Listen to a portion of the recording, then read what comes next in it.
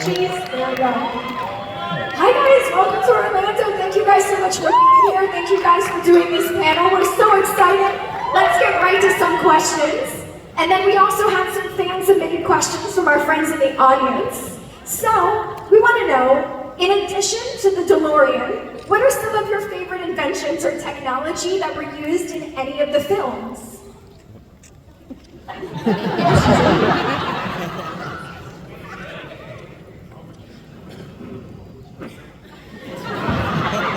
Thank you, Tom.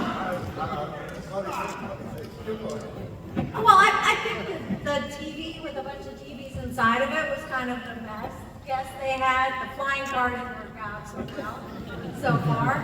But, you know, that TV and the TV and Back to the Future, that's real. TV to TV. Yeah, you know, like all the systems at the same time. Yeah. How about you? Stuff that game stuff. Yeah. Well, I think the fact that everybody has things like in Back to the Future 2, when they had all the gizmos and you could do 9 things at once. We do all that. We do 100 things at once now.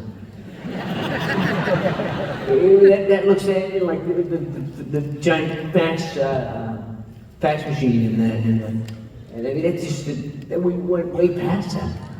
It's amazing. I think Back to the Future was the beginning of the gizmo judging.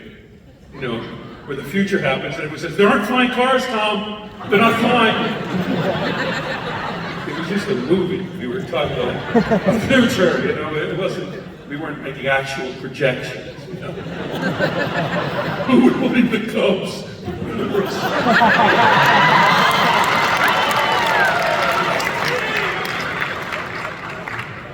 These microphones, I feel like a football coach. I'm glad our defense performed well.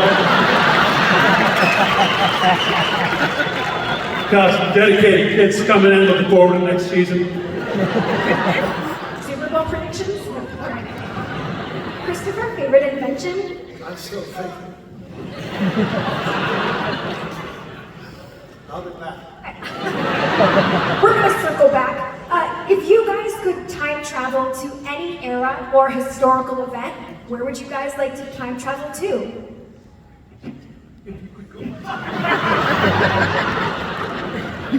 Oh, gosh, there's so many of those. I'm thinking. I go back and see your play that I missed. What was the play? King Lear. King Lear, okay. I will go back and see him in King Lear, which I missed and I still regret. He's a genius. Hey, you didn't put red beard. Oh, really? Can I just you running the question back, but Chris reminded me that I want to thank this gentleman. The gentleman? Can't see, but the person doing the sunlight. Thank you.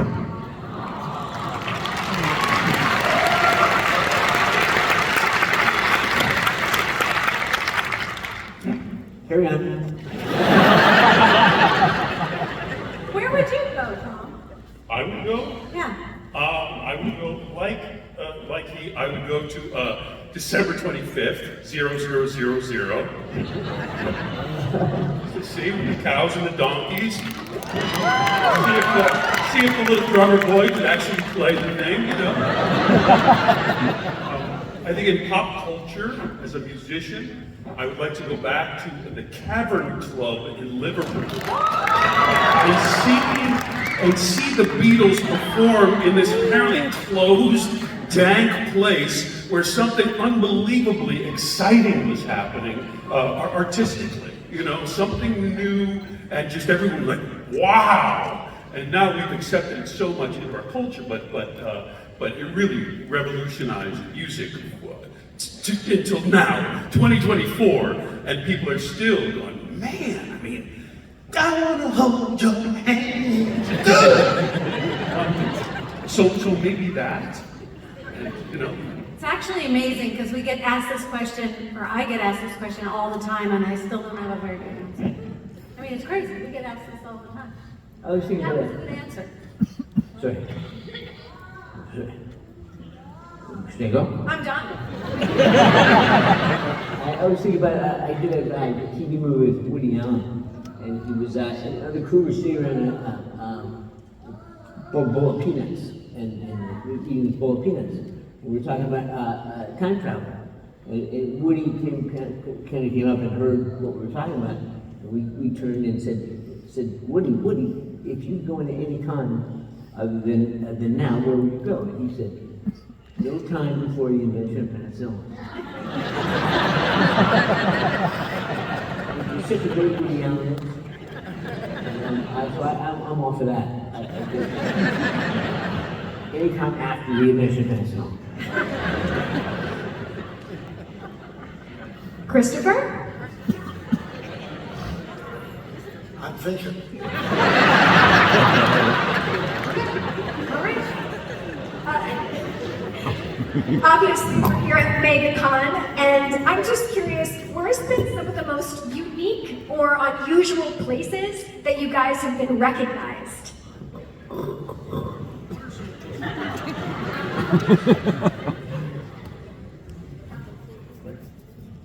I don't know.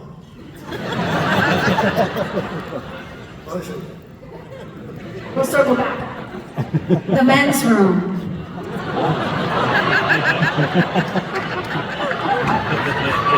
I told you never to mention that.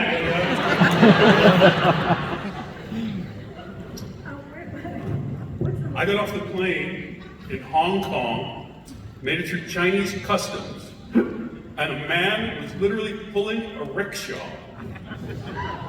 I don't mean to be culturally insensitive, I truly, but he's pulling the rickshaw by me, dropped the bars of the rickshaw, and just went, "Back to the future!"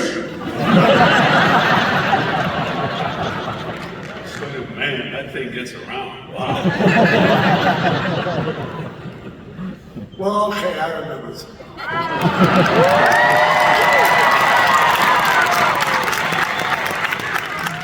I was taking a bicycle trip across the country, literally from Oceanside or somewhere to Nova Scotia. And I was going across the desert, and it was hot. I was very aware about, running out of water. There were signs like, why are you doing this? Oh, okay. And so I was going across, and there was like a trestle going across between the sand dunes, and went off the bike, and went down below, and lit up, just in the shade, catching my breath, and I hear a vehicle cross the bridge and slow down and stop.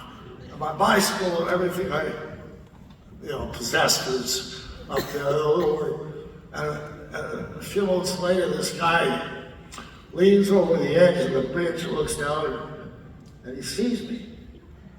And he looks at me, and he goes, "Reverend Jim."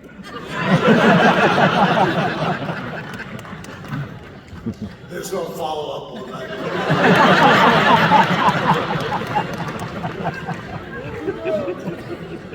Michael, any unique places that you've been recognized?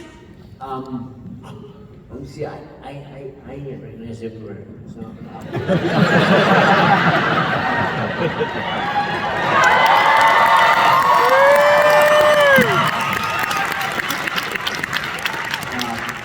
People think I'm Matthew Broderick. It's weird, it's so strange, that you said that. I don't know what it's like not to be recognized. It's kind of weird. Like, I just assume, and it's terrible, I don't mean this to be arrogant or anything, I just assume people know who I am.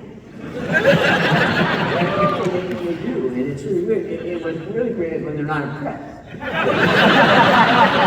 Like, oh, Mike, yeah, just go back. Back line, no clue what this is. So, but it's weird. I've been well known for like 40 years. It's really weird.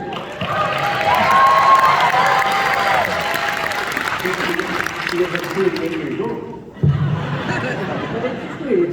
And I have to think, like, you mentioned not to suck up, but But it's really been one of the great things in my life. That all you folks know who I am, and I feel like I know who you are, and we have this great communication that is like just reinforced today. Just to be with you and see you all and have you. When I first I was asked to do one of these things years ago, and I thought, well, it'd be kind of cool because I'll do it and I'll get to show up for people that show up for me and say hello to you and all that stuff. And I realized I wasn't doing it for you, doing it for me because you guys give me so much. And in my life, all the blessings in my life come from you, and I appreciate it. Let's get that out.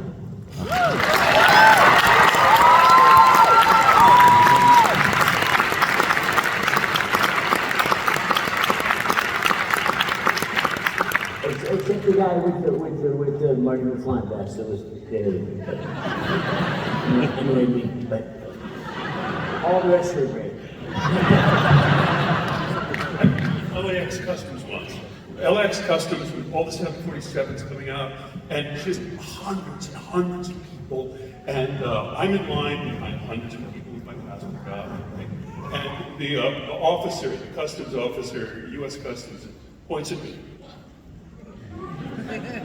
Now sometimes I get taken for extra screening or something, so I don't think what you think I would think. I'm thinking, oh no, they're going to take me to the room and the whole thing, and so I'm going to, excuse me, pardon me, excuse me. I finally get to the front, and he says,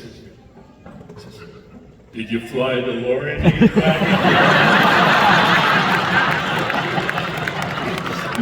Come on, man. I have my passport. So sometimes my face doesn't need a passport. What a perk. I wanted to ask, since we are in Orlando and we're in the land of theme parks, a little bit about the Back to the Future ride.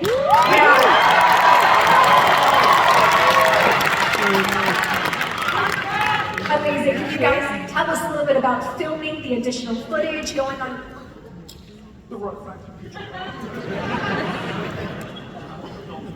Yeah,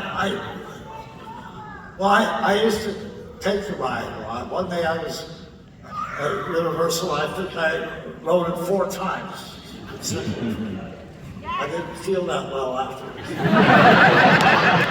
But it was an interesting experience.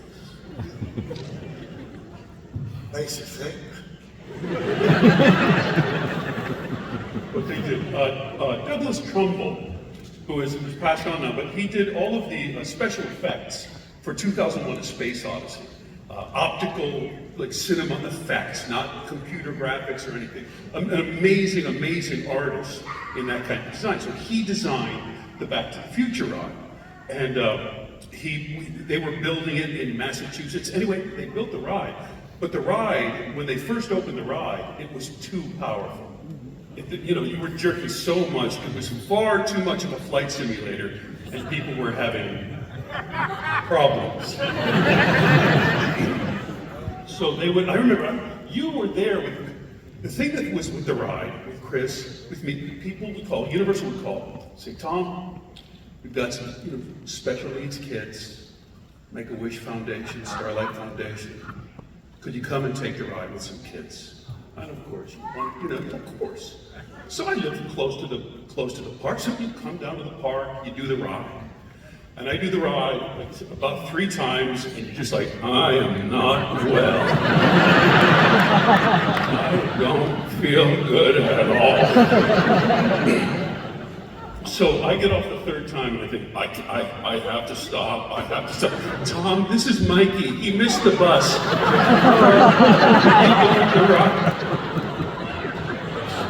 So I'm going on this ride with the kid. Dear God, please don't let me throw up on a special needs kid.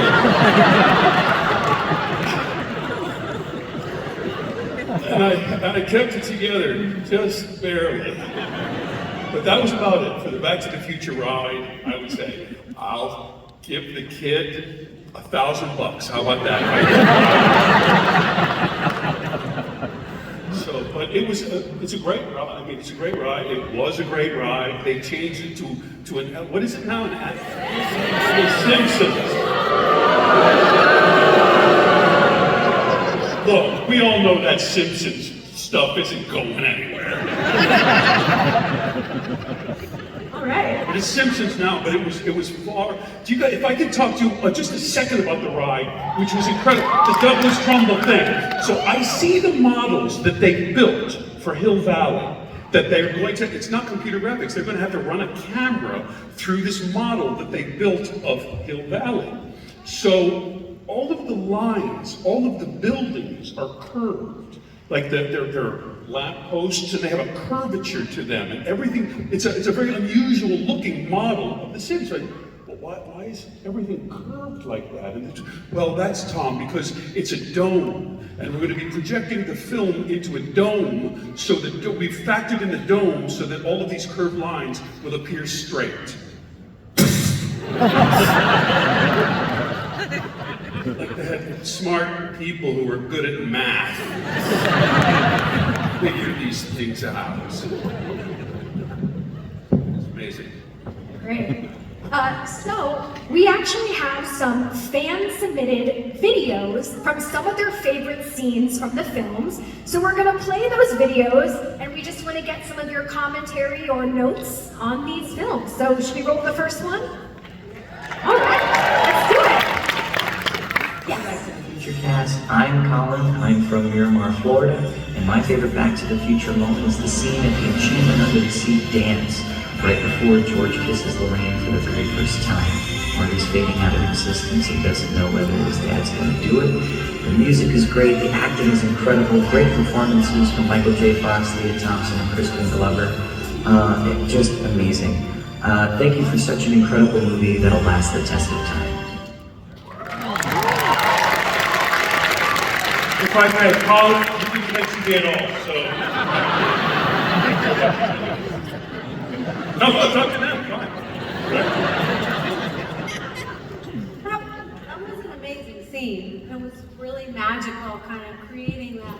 Remember, like walking into those scenes, and all of a sudden you were in the 50s. It was so crazy. It was like when they kept converting the courthouse square to different times.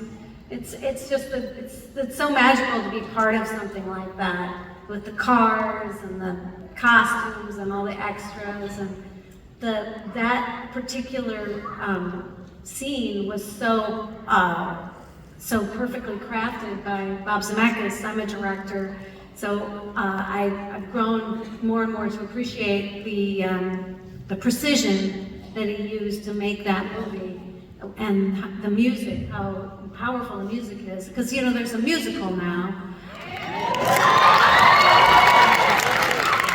Of course, nobody portrays us as well as we do. Just kidding. They're wonderful. But those moments are so wonderful to see with an audience. Again, that moment is so powerful. And they use the same, music and everything, and it still means a lot to people, those moments. He didn't really ask us a question, so I'm just talking. Also, he brought up, and I bring it up also, I always bring up Crispin because he was so brilliant. Yeah. So I always have to mention Crispin, and he's brilliant with that. That when we first auditioned together, we were paired together as they paired up Bob and this guy and that guy, and a couple pairs, and Tom, this is Crispin Glover, and we meet, and we went outside, worked on the scene, and halfway through I thought, well, I don't know if I'm doing this biff thing, but if they don't hire this guy, they're out of their minds, man. It was, it took the level of the scenes to magic with what he was doing. Well, he was such a nerd, and that's like a great kiss. Yeah. I mean, that's Yeah. extraordinary kiss. And still, to my children, I'll point to my wife when we're headed out and say, yes, I'm going out with her.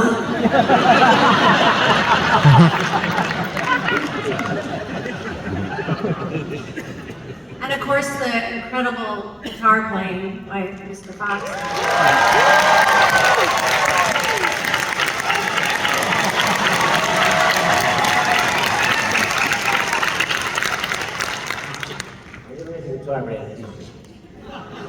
I can't hear a word you guys are saying, so if I don't jump in, it's not that I'm not interested, I don't care, I have nothing to say. I hear what you're saying. But I want to go back to one thing if I can, because you're talking about the ride. The ride was really cool because the ride was at Universal Studios. We were when we were shooting part 2. They had the ride up, I think, or something. Because I would go down to the thing and I'd go in the back door, and there was this, like, what the ride was basically a rocking chair in front of a big screen TV. that was as advanced as the technology was. Just this chair. And I thought, this is it? It was really cool. Yeah, I'll be home in a second.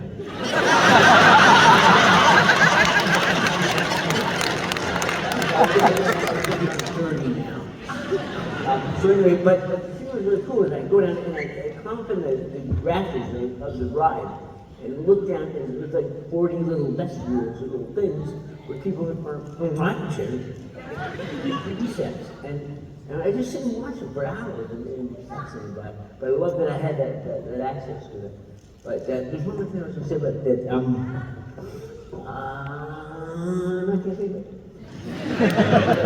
Oh no, this is the other thing. It's not really related to that, but another thing about just a little side thing about shooting at Universal Studios. We were shooting at Universal Studios, we were doing our scenes, and the trams would come through. Everything's shut down, and the trams go on. And now King Kong on the left, and Ben and her went in here, and all that stuff, and we had to shut down. And so Bob got really pissed off, and went, can I see that pissed off? And he went to the office of Universal. He said, we're shooting our movie and you keep shutting us down because of these trams. And they kind of laughed at me and said, Bob, those trams make more money in a month than your movie will ever make. So Bob went, oh, okay. Remember we'd go out and we'd hijack the trams. We'd go out and then you go, oh, Michael Fox. And then we just screwed this guy and screwed them up. But it was a really weird time. It was like magical to be. If you sit and you daydream about what it's like to be in a big movie on a big lot in Hollywood, and what that's like, it's really cool. It's everything you think it is, and we're really blessed to be in that position. Do that and for all the movie has meant to other people and how it's resonated through time. That time that we had making it, I don't know about you guys, but it was just the most magical time of my life. It was amazing. You just stop and pinch yourself and say, wow, I'm really doing this. Enough.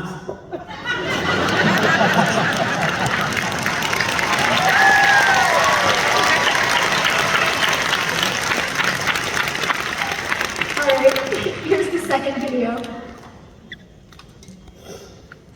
Hi, teacher fans. My name is Cora Price, and today's actually my birthday. I just turned 12, and I live in this really cool Adams World place called Orlando, Florida. My favorite Back to the Future movie was definitely got to be the second one because I thought it was really cool how Marty McFly knew how to ride the skateboard, but when he went into the future, he rode on the hoverboard, and it was just like natural. But even though it was in the future, he still knew how to do it. So I just thought that was really cool and really futuristic. Anyway, thank you, bye!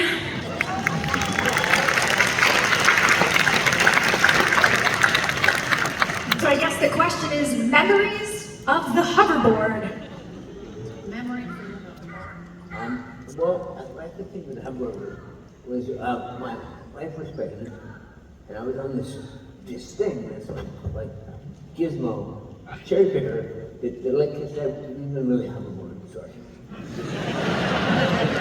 It was a piece of wood that was stapled to my feet, and I had wires and harnesses on my pelvis, and fingering at the back of my jacket, and hanging from a cherry picker. So I was hanging there, and I got a picture on if my wife calls and goes to labor. And I thought, like, so she's going to labor, what am I going to do? I'm swinging back and forth with her. And so that was my big memory. Was like how much pain was involved in doing that. I was hanging in from like wires around my arm, and it was just insane. But it turned out looking pretty cool.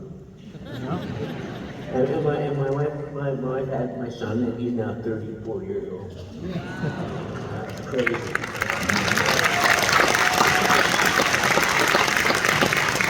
Well, I got my 20-year-old twins getting married next month. They're invited.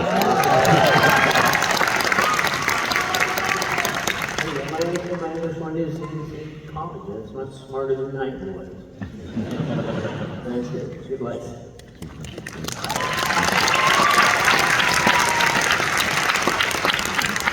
All of the hoverboards, you know, the flying hoverboards, and they had actual hoverboards with like piano wire going from the rear of the hoverboard at the front of the hoverboard and coming through our harness to go up to this crane.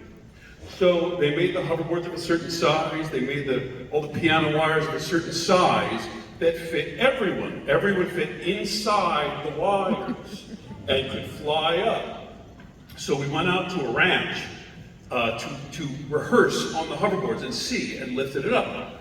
So they lift us up on the hoverboard. Well, I get on my hoverboard, and the wires come right up my chest. So they start spinning us around to fly, and everyone's like, ho ho, this is fun! And I'm just going,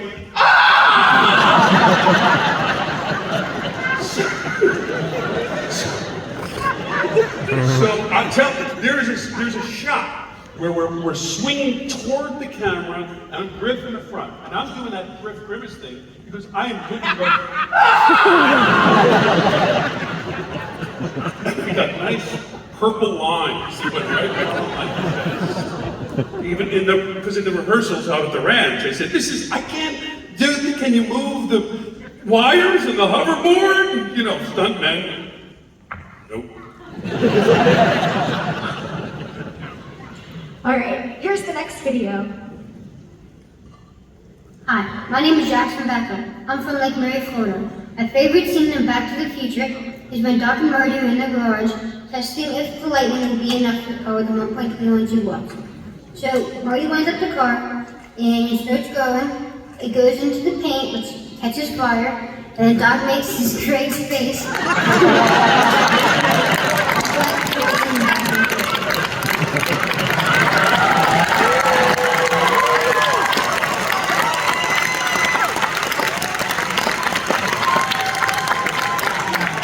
Who is she? Can you tell us about the scene, and maybe did you have to practice making that face in a mirror? No, I think that was a one-take deal. Third, fourth, fifth, 10th take, I don't know which, but I had no idea I was going to be sitting here today. I would see that. Well, we appreciate it. All right, we have one final video. Okay. Can I say one thing? Yeah. About Chris and that scene? Chris, there's a thing we say in show business about what we call lane pipe, which is exposition, which is like saying, like getting the exposition out. This will happen, this will happen, this will happen, this will happen. And it's like the way of telling the audience what's going to happen, and it saves you having to show all that stuff. But the lane pipe is a thankless thing. No one wants the lane pipe. No one wants to do the exposition. It's boring, and it's like, it's a drag. But every once in a while, a genius is born. Who can lay pipe better than anyone in the world and make it entertaining and like to tell you that stuff you need to know, tell you the way that it's more exciting than the actual thing. It's just he's so good at it, and the world's greatest layer of pipe.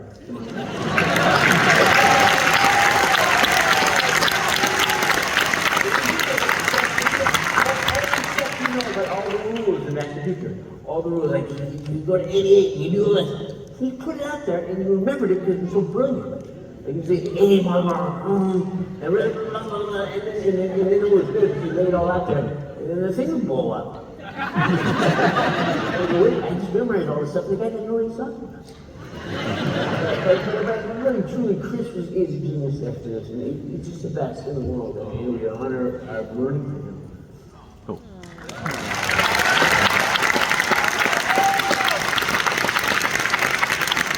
It is amazing to have a movie, to say in the middle of the movie, have the writers think, we gotta get a chalkboard and have him just explain the movie right now. Okay, here's where we are. You know.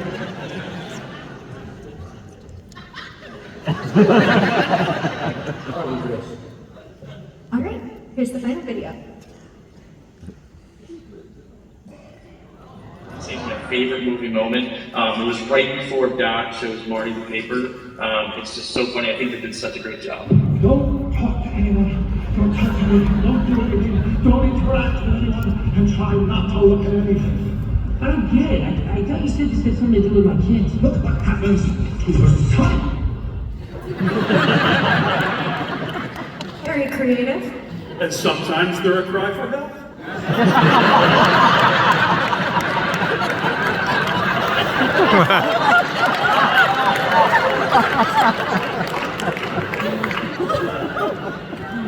Do you guys want to talk about that scene with the paper? I guess that's their question. I'm with you on this one. We'll talk about the scene with the paper, where, what are you talking about? I watched it recently.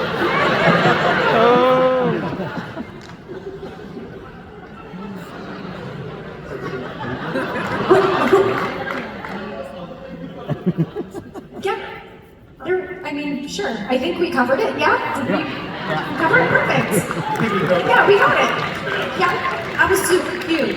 Yeah, we got it. All right, well, we do have some more fan-submitted questions. This one is for you, Tom. This is from David from Orlando, Florida. Woohoo, Orlando. They want to know about your song, Stop Asking Me the Question. And getting to sing it in front of some of your fellow cast members. I have sung it in front of my fellow class, but I won't sing it tonight because I come to my table, bring some, I don't know, those peanut butter M&Ms or something. I don't do it for free. I'm working as a stand-up comedian all around this great land of ours. Anyway, I would spend all night till 3:30 in the morning standing in the parking lot of a nightclub or a theater answering questions to people that just wanted to talk about Back to the Future after my show. And I just thought it was just fixing a problem. Like, I've got to go home to the hotel and sleep. I need something. So I wrote a song just to answer all the questions, well, both things, to answer the questions and to communicate in a funny way that, yeah, I've heard that before. So it was very early. It was one of the first viral videos on YouTube. I didn't know how the video, I didn't know how YouTube works. You gotta put that on that YouTube. So I put it on YouTube. You gotta make it for sharing, okay. And so that week I put it out there. And I remember hearing on the radio that, Bob Dylan, his new album is out, his video, it's got over 25,000 looks on YouTube. And I thought, my video already did 250,000 views. So I didn't even know, it just went, so it went viral when none of us knew what viral meant. But it became a big thing, which was very, very great. I felt good. Because Good Morning America or something, it was the Oscars a number of years ago. But they asked me, will you come on the show and play that question song? Just as a sort of response within our fascination with the movie business of what can happen and that kind of identification. So I went on and I sang the song sort of as a response. But everyone, not everyone, a lot of people, see, he hates the movies. It wasn't that at all. It was like, guys, I'm telling a joke. I do it in nightclubs for people drinking grown-up drinks and eating chicken fingers and having fun. No, I love the movies. I love being part of the movies. Early on. I mean, I've done TV shows and everything, but you get in a movie like this, and the feeling of the baseball player, the kid who finally says, like, he's in Fenway Park.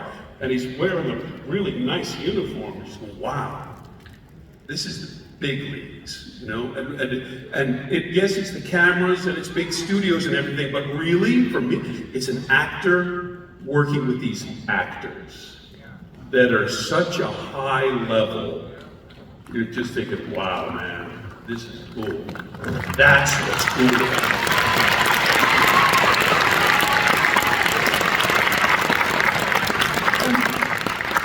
All right, this next question is from Kira from Melbourne, Florida. And they want to know, if you could have any other car be a version of the DeLorean, what car would you choose? Jeep. A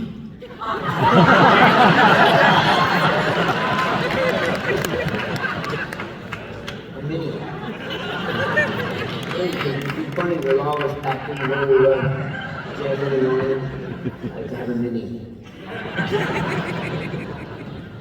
The roomy for me.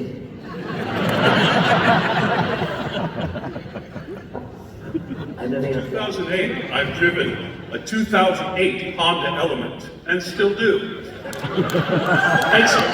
I love the car, but unfortunately, it won't go 88 miles an hour. Stuck with the present. My first car was a Gremlin. Remember those? Yeah. Gremlin. Yeah, Gremlin time machine would be pretty awesome. There's none of them that exist anymore because they were so bad, they've all rusted to dust. Matadors. Those. That was AMC questions. Pacers. Pacers would be good. Like she always said to me, how cool was it? Jordan was a pain in the ass. First of all, we have 9,000. Everybody says, and I credit to all the people that collect DeLoreans, and a lot of them use them to raise money for charity, for foundation and stuff. I really appreciate that. But everyone says that they had the DeLorean. Doesn't have DeLorean, because there's a million DeLoreans. And we had chopped in half, we had chopped this way and chopped that way. We had ones that you could shoot from underneath and ones you shoot from over top. And a lot of them really inside were not fully tricked out. So I had cuts all over my legs, my hands, because these tricked out DeLorean things for special shots were put together, not for the comfort of actors. I mean, might be bleeding or something. But Bob, I cut my hand and asked him which way. For the record, they didn't care about my well-being. I was already doing 2 jobs at once, so I was so freaked out of my mind. I didn't know what I was doing in there. Like, it's like, all right, just step in front of the train. And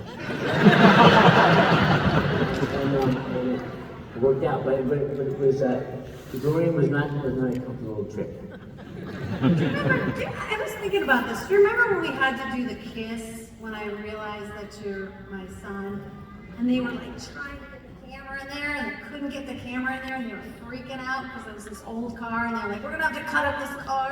Do you remember that? Yeah, I made it as difficult for them as possible to get the shots out.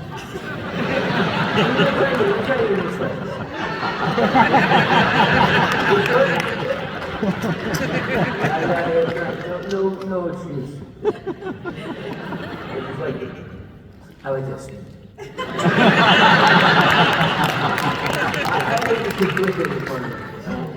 I know problem. Not my mother.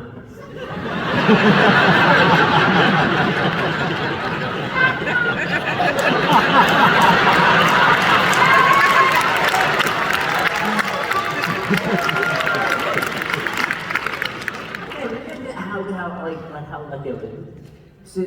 Great actors and really wonderful world, but so cute. I realized how important she was, and she was so funny, and we had such a good time. I had to put that out there.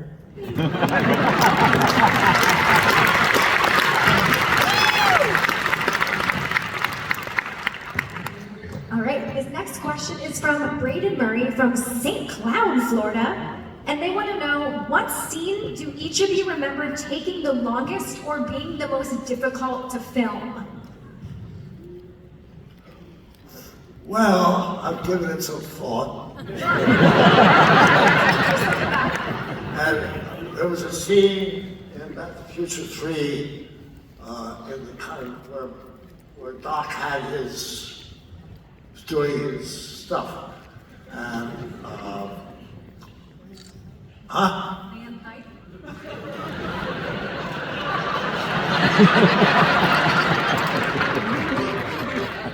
We don't need to do a lot of explanation. yeah. You're right. Well, there was, in this scene, there was a elaborate, huge mechanical device, a machine, and it made ice.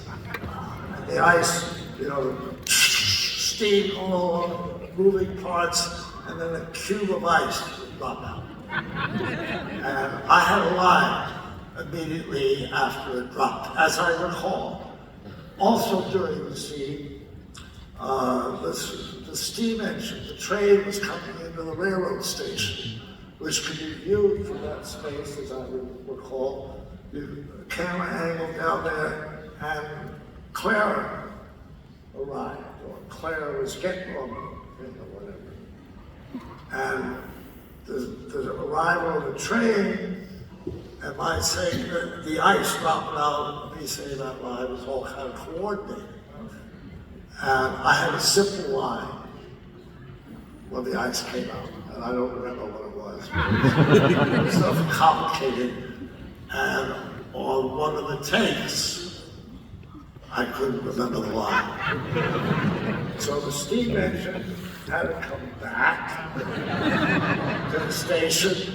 The ice machine had to start up again, and they had to go through the entire routine all over because of a damn cube of ice. I don't know why I told that story. I had a written post, kind of like a confession.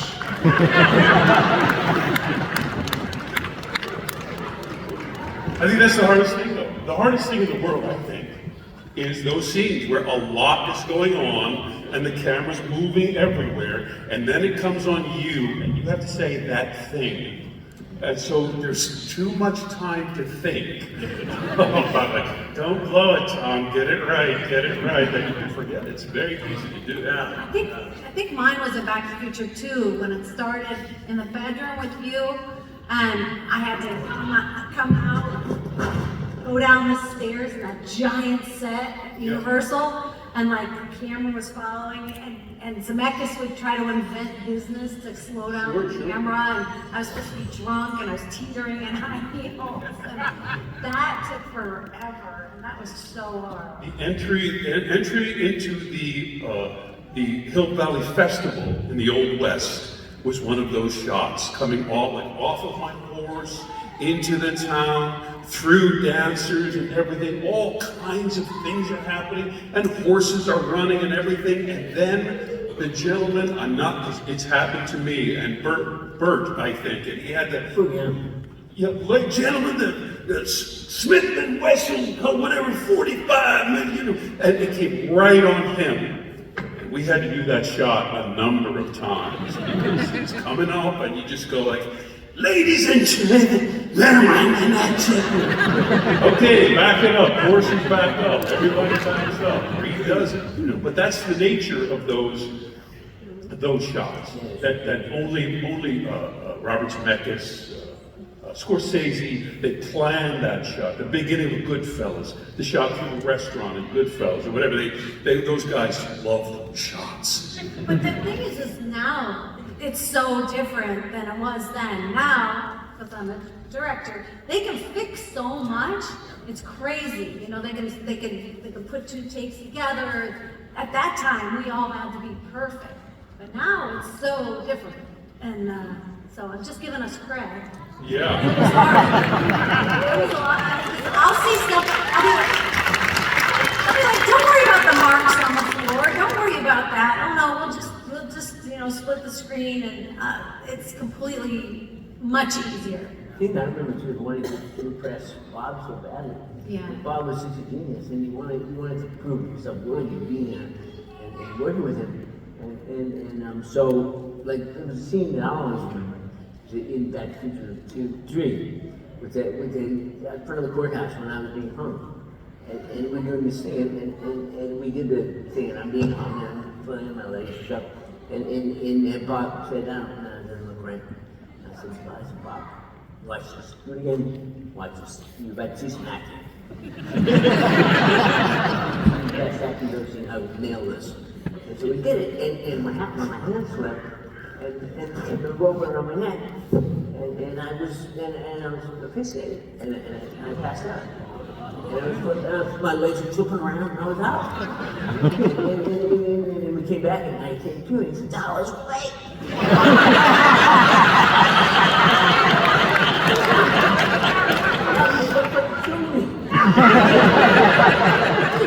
And I was out. I didn't go to the hospital. It was a major thing, but that's how badly we wanted to repress Bob. Because he meant to something, wanted to prove that we were worthy of his gift. We do justice to what he invented. And he always was like, just always was like, I can't express it. These guys will know it. Always like, man, like, we'd be up all night. And they'd say, well, he's going to quit because he's not going to get the shot. And we say, well, he's going to get the shot. We're going to be here all night to get the shot. And then we'd be like, all right, we'll do this. And he would work. And it was amazing to work with him. And he went on and made Roger Rabbit.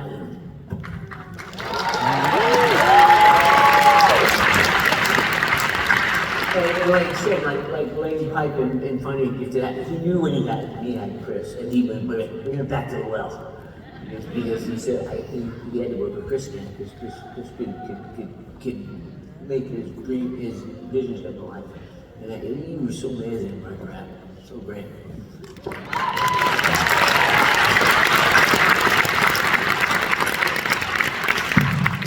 Something that excuse me, that amazes me, and it happened today. Somebody came up to have his thing signed and said, "Back to the Future made my youth. I grew up on Back to the Future." And that this is people from all over the world, where they say, "Back to the Future made my youth," where they didn't have much else, and that gave them hope. And so many have said, "I became a scientist or a surgeon," like today, or some other extraordinary profession, because they saw Back to the Future. But it's just that they say there was nothing, but there was Back to the Future when I grew up. And so many have told me, I was a scientist, but I decided to be a tough guy for the mafia. Inspiration. No, what you're saying, though, it is, and what Michael said is, and I think we all feel this way, we're overjoyed and so thankful and grateful to you fans, because this was not something we saw coming. We didn't see that 40 years later we'd be sitting here talking to a group of people, half of whom weren't even born when we made that movie. And whatever. Sorry. I gave a cunt. But it is a great gift, and I just really personally want to thank you guys. I want to thank these guys for being so amazing for all these years and being such great scene partners. And thank you.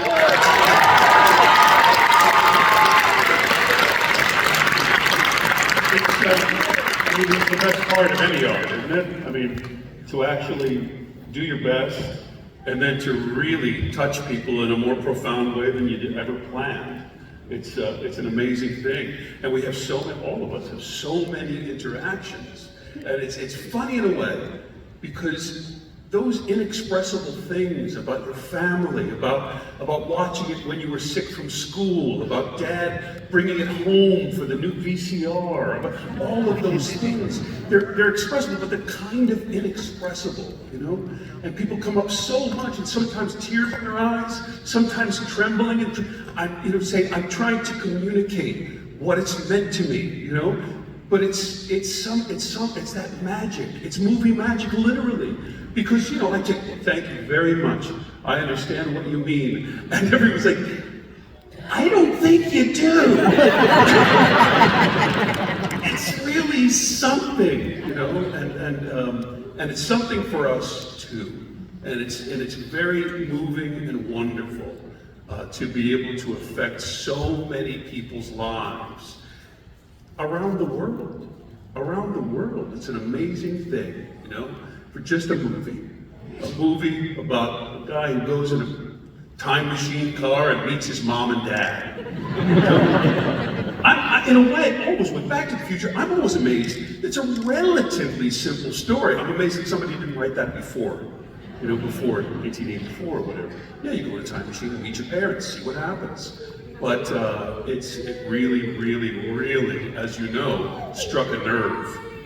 And to have people come up to it, do you know there's a guy who's playing you on Broadway? It's an amazing thing. Just this movie that we made, and now it's a show with Nathaniel. The guy playing Biff. I don't care about the other characters. I can't get back to the future. Whatever. I'm talking about the guy playing Biff. Bravo, Nathaniel.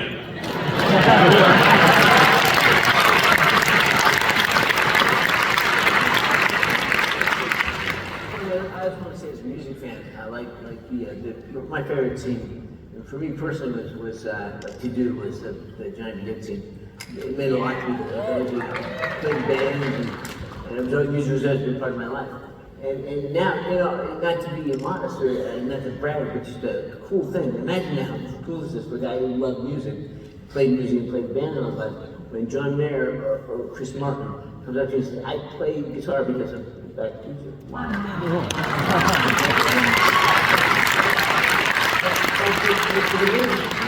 And John Mayer said, oh, I think I'll play with the guitar. And now he's like, maybe they start playing as normal then. Because of my little faking. Yeah, but it's cool. And it's so many gifts that come from doing this for a living. And that was one of these.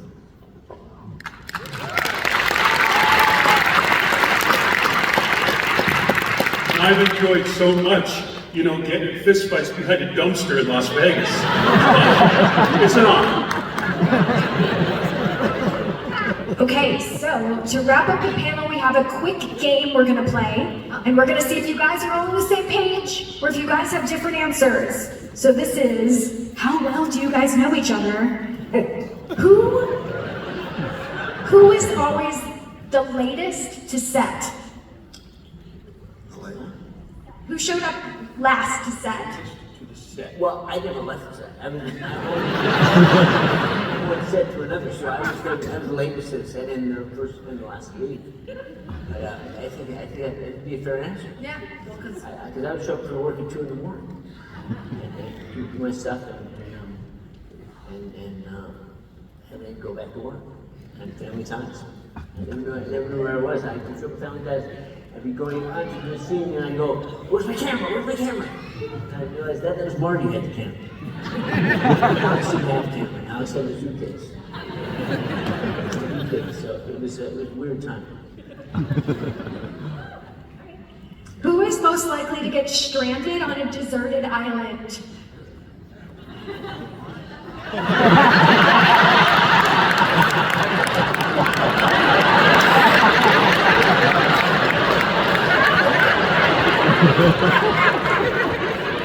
And he wouldn't notice.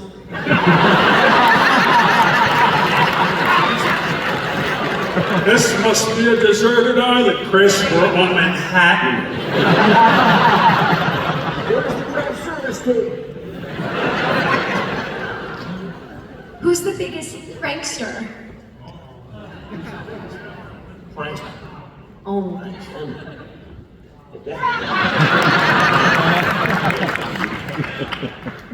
A little bit, a little bit. I just tried to have fun with things. All right. How about who's the best dresser?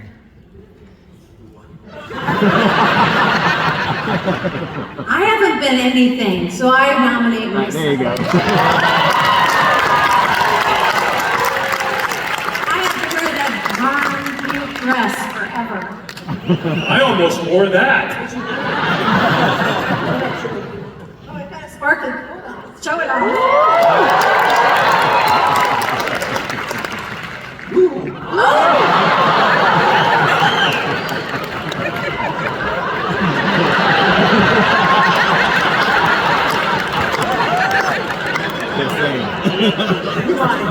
You're my mom.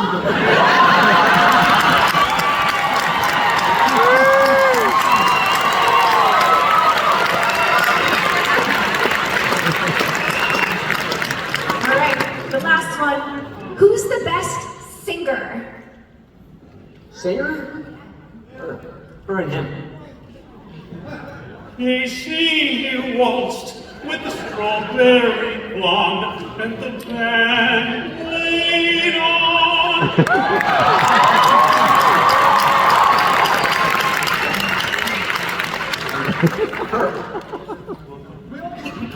She's great. He's picking No, we all sing. We all sing. We all sing. Yeah. Liz is a wonderful singer. I don't sing. That was me singing the movie at all. So, I'm on Broadway. Yeah, she's been on. No, I thought I was probably going to be a professional musician and singer, and then just kept getting in shows and things. And showbiz happens. You can't control every step of it. Just trying. Well, they have a show. Okay, I'll do that. And then you end up in a movie. Just go. Okay, we'll act in a movie then. But I'm going back to harmonica. Well, we're so thrilled that you guys were in this movie and all of the movies. This has been such a joy having you guys here. Thank you guys so much.